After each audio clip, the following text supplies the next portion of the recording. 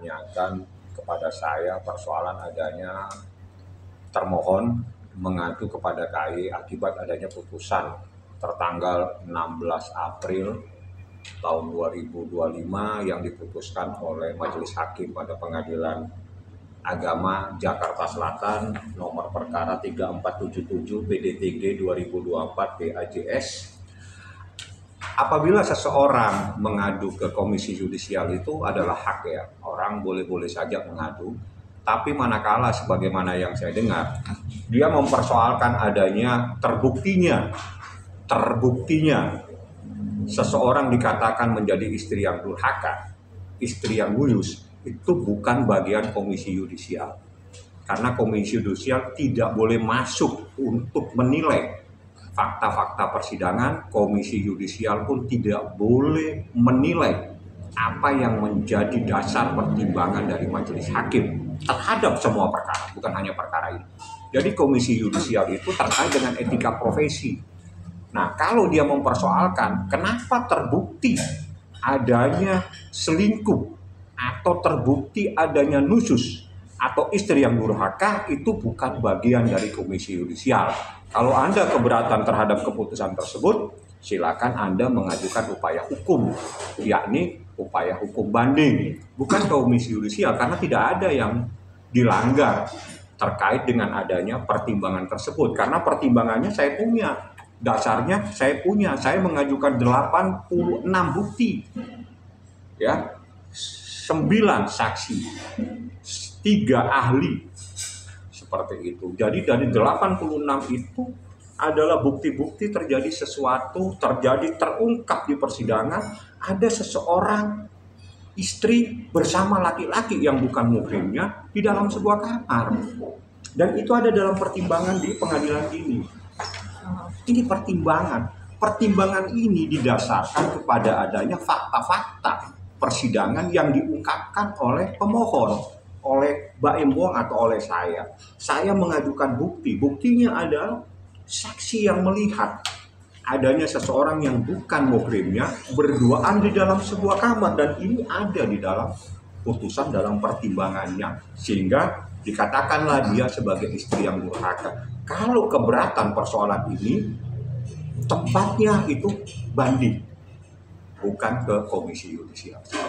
Ya, artinya mungkin keberatan dari Paula sendiri bahwa pihak dari Paula sendiri mungkin merasa kenapa dari pihak hakim sendiri terlalu frontal lah mengatakan bahwa perselingkuhan atau apa gitu. Nah, itu putusan bukan hakim yang menyampaikan, itu yang menyampaikan humas itu. Itu yang menyampaikan Humas Pengadilan Agama, dan itu menjadi kewajiban Humas untuk menyampaikan apa putusan-putusan di persidangan. Ingat, di dalam penyampaian itu dia tidak pernah menyebut nama seseorang. Dia hanya menyebut termohon dan pemohon. Artinya siapa pemohon dan termohon, ya itu dicari saja. Tapi kalau ada orang lain tiba-tiba kepanasan, tiba-tiba marah, ya berarti dia yang menjadi termohon. Kan gitu saja. Karena hakim itu nggak pernah menyebut nama dalam putusannya. Tidak pernah menyebut nama. Di dalam penyampaian, mohon maaf saya ulangi, dalam menyampaikannya kepada media kalau nggak salah, itu dia menyatakan termohon dan termohon, pemohon dan termohon terbukti nusus-nusus itu adalah istri yang durhaka kepada suami, istri yang berkhianat kepada suami, istri yang menyelingkuhi suaminya. Itu terbukti secara telak dan sempurna di dalam persidangan. Ada di dalam sini. Jadi kalau dibilang tidak terbukti, ini terbukti. Anda, pembantahan Anda itu bukan di media sosial, Anda bantah dengan upaya hukum. Tapi kan Paula sendiri berani gitu mengatakan bahwa tidak ada perselingkuhan, bahkan dia berani dunia akhirat gitu loh. Ya, ini mempertaruhkannya di akhirat, dia pun berani. Ini putusannya juga, pertanggungjawabannya juga di akhirat ini hakim ini. Hakim itu menyatakan bahwa di antara hak suami atas istri adalah agar istri menjaga dirinya dari laki-laki lain. Saya bacakan saja terbukti-terbuktinya seperti apa.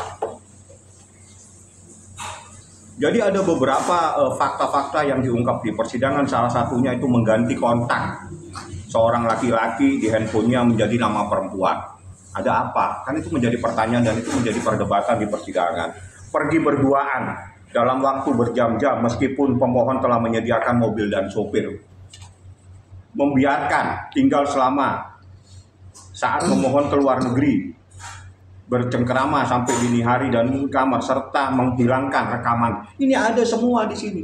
Ini adalah fakta-fakta persidangan. Artinya ini semua berdasarkan bukti, berdasarkan saksi. Di sini dikategorikan Imam Al-Ghazali. Jadi ada pendapat. Jadi nusus itu adalah persoalan yang diatur dalam syariat Islam. Kalau orang belum menguasai persoalan syariat Islam, tolong jangan masuk, karena nanti menjadi persoalan syarat nantinya. Karena ini adalah hak dari pengadilan agama, hakim pada pengadilan agama yang akan memutus berdasarkan syariat Islam. Menimbang bahwa tidak ditemukan tafsir otentik tentang nusus, beberapa referensi membahas tentang kategori nusus antara lain Imam Al-Ghazali dalam kitab Ihya Ulumuddin. Di antara hak suami atas istrinya adalah agar istri menjaga dirinya dari laki-laki lain, menjaga harta suaminya, dan mentaati dalam segala hal yang diperintahkan suami terkait urusan rumah tangga. Imam Al-Nawawi dalam kitab Minhaj dan seterusnya ini. Nusus adalah kedurhakaan seorang istri terhadap suami dalam hal-hal yang diwajibkan baginya untuk taat kepadanya. Termasuk nusus adalah keluarnya istri dari rumah suami tanpa izin untuk keperluan yang tidak mendesak dan berhalwat berduaan dengan laki-laki ajnabi, bukan mahramnya. Tuh, ini beberapa pendapat yang dijadikan dasar tentang adanya nusus atau istri yang rusak. Termasuk nusus adalah istri yang menggunakan harta suami tanpa izinnya. Termasuk nusus adalah khianat dalam amanah, termasuk hal-hal yang diharamkan. Ini adalah nusus, artinya dia menjadi istri yang durhaka kepada suaminya. Ini pertimbangan hakim, bukan pertimbangan saya, tapi saya menyajikan bukti di dalam persidangan dan itu terbukti. Dengan terbuktinya ini maka dikatakan dia nusus. Kalau dia sekarang membantah, bantahannya bukan di media sosial, ajukan upaya hukum. Seperti itu. Tidak ada yang melarang karena itu hak. Tapi ini sudah diputuskan. Kalau sudah diputuskan untuk sementara, inilah yang bisa dipercaya. Karena ini adalah pertimbangan hakim menyatakan telah terbukti dia melakukan nusus. Tapi Bang, kalau dibilang kemarin sempat ada pengacara juga yang mengatakan bahwa perselingkuhan itu kalau ada hubungan intim lah gitu. Ya kalau orang nggak paham hukum Islam dan bukan orang Muslim, ya kita maklumi dan kita maafkan. Tapi kalau dia paham tentang syariat Islam, sangat ironis kalau tidak bisa membedakan antara istri yang durhaka dengan orang yang berzina. Kalau berzina itu harus dibuktikan dengan saksi dan seterusnya. Tapi kalau istri yang durhaka, istri yang nusus, itu sudah bisa dibuktikan dengan keterangan saksi. Dia melihat seorang berduaan, melihat seorang istri berduaan dengan laki-laki lain yang bukan muhrimnya, itu artinya nusus. Itu adalah pengkhianatan terhadap suami. Berjalan berduaan, keluar dari rumah tanpa izin dari suami, itu adalah nusus. Itu adalah istri yang durhaka, itu adalah istri yang berselingkuh. Pemahaman berselingkuh itu adalah membelakangi, melakukan sesuatu tanpa sepengetahuan suami, itu namanya selingkuh, menyelingkuhi, membelakangi. Itu makna daripada selingkuh. Ya, beda dengan zina. Zina itu adalah terkait dengan persetubuhan dan itu tidak pernah ada dalil di dalam permohonan kami.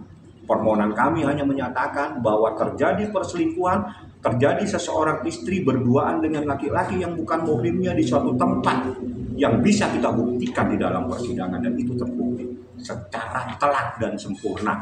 Itu ada di dalam putusan 121 halaman.